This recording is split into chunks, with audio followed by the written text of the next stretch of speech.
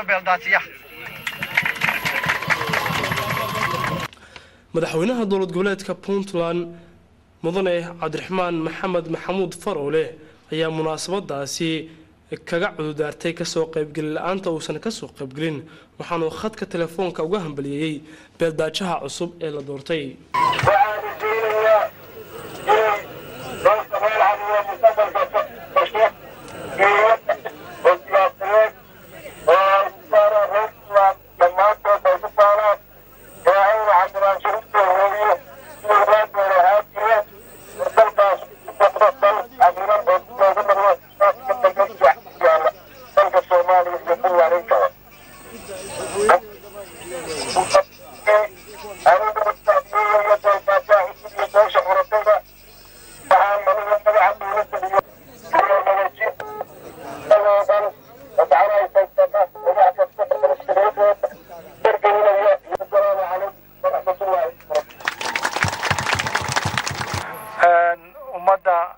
xafladda isugu timi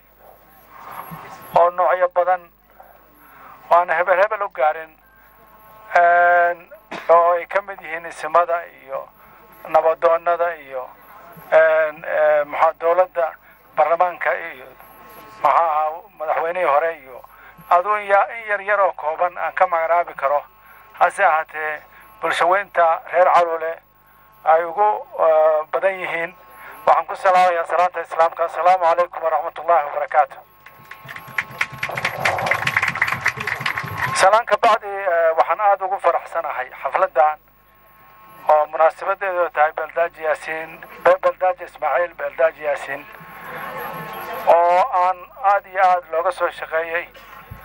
annaguna aan leenahay intii ka soo shaqeysay ilaahay ka abaalmariyo munaasabada loo dhisana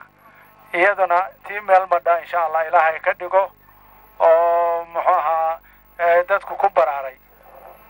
tan kale waxaan aad ugu faraxsanahay Caluule oo waagi hore gobolka bari waxa la oran jiray Gaariwaa indhawaanaha kan waa ka baxay Gaariwaayo intii jidka Boosaaso iyo dekada laga sameeyay magacaas waa ka baxay haatan awal magac wuxuu ku haray Caluulena maradii la furay la fagorayo waxa weeye Caluulena waa ka baxay baantana waxa weeye ma sha Allah waxaan rajaynayaa in Caluule nolosheeda isbedesho dadkeedu isbedelo horumarkii soo furmo maadaama isgaarsiintii ay furantay oo hadda telefoonadii waa wada haysanaa laakiin jidkii noloshii wax badan iska bedelayaan baan rajaynayaa meesha tana munaasabada ay leedahay oo la xayirayd waxaan rajaynayaa in maanta daaha laga qaaday meesha istiraatiijig weeye Africa iyo Asia iyo Europe waxa weeye dhinac walba munaasabad weyn bay ka leedahay waxaan rajaynayaa in loo soo tartamo baan rajaynayaa wixii hadda ka dambeeya insha Allah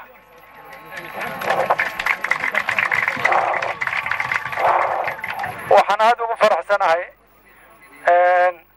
in si fiican looga soo qayb galay beeldaaja Ismaaciil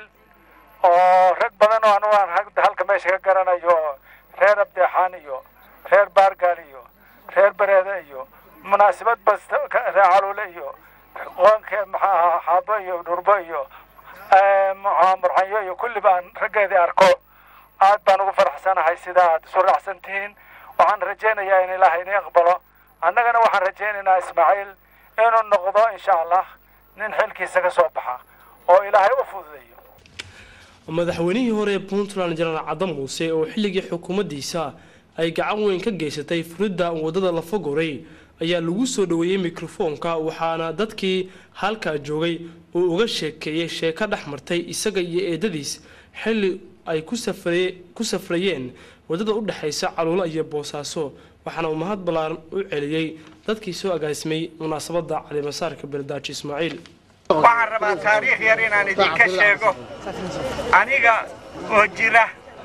ma xusuusto ama 6 ama 7 rati alaab noo saaran tahay la socda baal jiidanaya baa eedaday waxay tusay meesha waxa la yiraahdaa la fagoray laba buulood oo dhaadheer iyo labada ka dambeeya waligay taariikhda ma ilaawin maantana inaan baabuur ku maro baan rabaa intaas iyo wanaagsan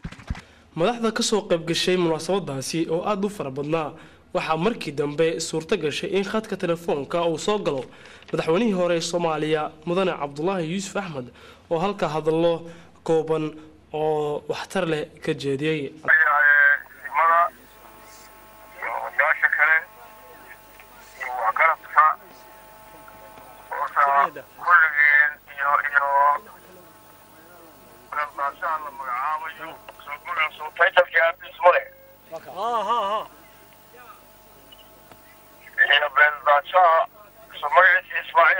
اسماعيل وين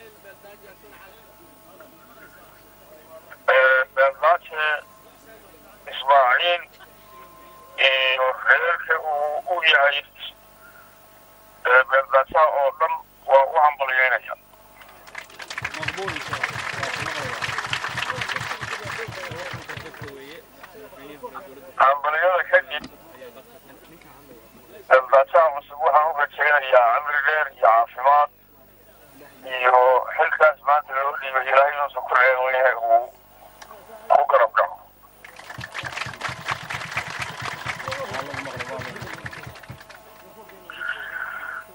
maanta ninkaan cadma tagi jirna waa lixdamaadkii aan marteeyo habeen baan seexday amuuna iyo say u egtahay iyo buuraha kusoo jeeda iyo badii oo dhinaca kale ah iyo meeshuu bannaan iyo aeroboorka meesha ku yaal iyo kulli waa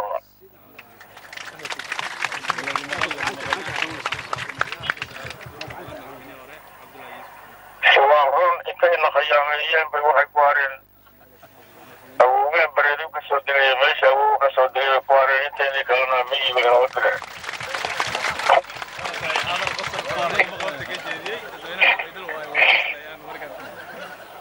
marka haddee meeshii awow ka soo degay bay degan yihiin kulligood khayr allah siiyo sharafna allah u yaaro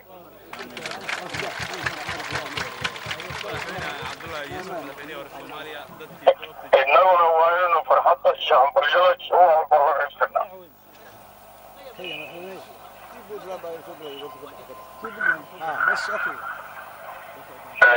anigu beeldaaja yaasiin runta marka loo noqdo waxa maahay saaxiib warmaanaytaan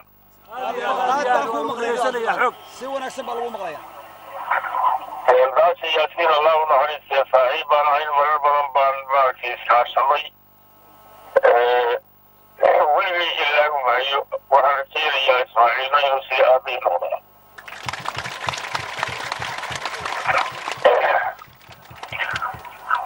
waxaa ogaataan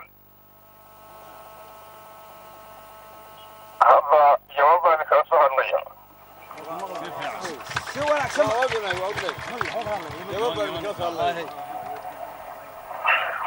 laakiin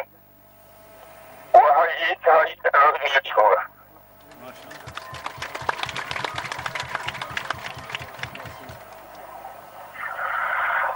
kulligiina waa idiin hambalyeynayaa alqaataa iyo reerkana hambalyo gaara iga gaadhsiiya ogaadana soomaaliya xaaladay ku jirto qatar bayna ku jirtaa الله انك صار الله naga saaro laakiin